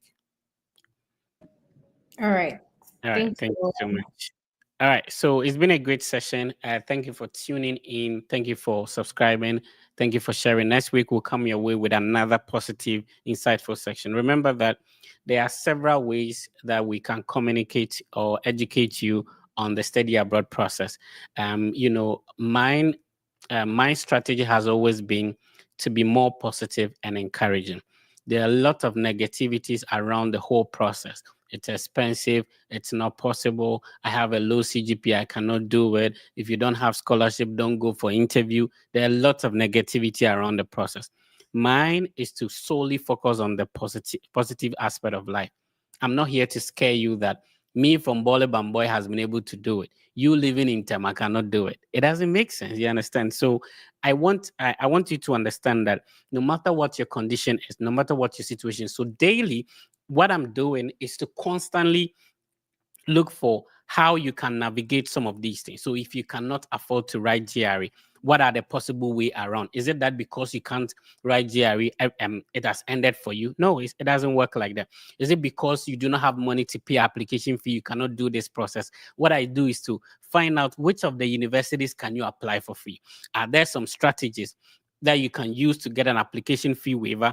Right. So I focus more on, you can do it, and in a positive way, that your current circumstance should not prevent you from doing it. There's always a school for everyone, right? There's school for people who have first class. There's a school for people who have a pass. Second class, there's a school for you. Third class, there's a school for you. So I want you to understand that whatever your circumstance is, or whatever you find yourself. I was doing the national service in Bole Bamboy. Network was not even stable. National service allowance, I have to travel to Bali to get it. But I was able, so I am giving you the study abroad from the perspective of a Bali Bamboy boy who struggled with getting money to pay application fee, who applied to only one university because I couldn't afford it. So normally people think that, oh, when there is an application fee waiver, it means you will not get scholarship. That is not true. I have a lot of people that, did not pay any application fee, but are on a full scholarship. So you tailor the study abroad process to suit your circumstance. If you can afford to write GRE, please write it. If you can afford to pay application fee, please pay for it. If you can afford to, have all it takes to apply to a university. If you were able to get a first class, good for you. But don't discourage people who did not get first class that they cannot study abroad. Do you get my point? So I'm trying to let you understand things from the more positive perspective. People can bring in different dimensions that because of this cannot happen. I see possibility in you. I see you can do it. It is possible for you to do it, and you should do it as well. My name has been the Fred Effect. The study abroad process can be a little bit dicey and a bit challenging. We break it down to look at a more positive way, and then everything will be fine.